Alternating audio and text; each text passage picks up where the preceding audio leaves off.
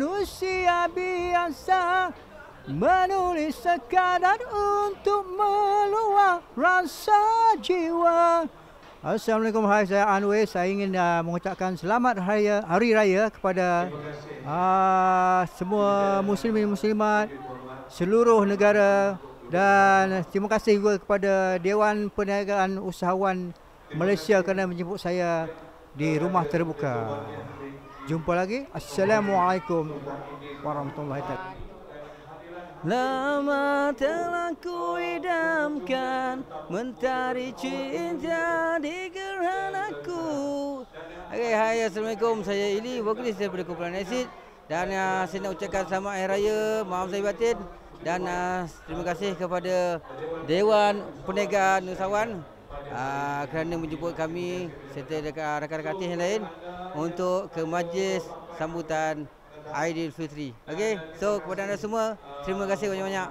Assalamualaikum. Hari raya terkenang daku kepada si dia, kampungku indah nun jauh di sana, ayah serta bundaku. Hai, saya Jibam Ramli.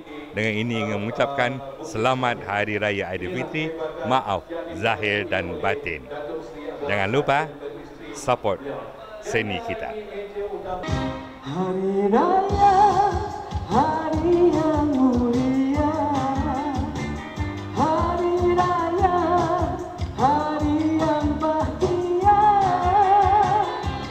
Di hari raya ini kita bersua lagi, memaafkan dengan setulus rasa.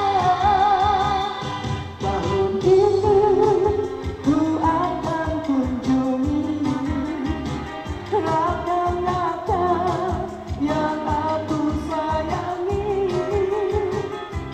Di hari raya ini kita bersua lagi, mengeratkan kemesraan di hati. Betapa indahnya di hari raya, setelah setahun tidak bersama. Benarai jenis cuaca untuk menjamu selera, tangan dihulur bersama, mengucapkan sejahtera.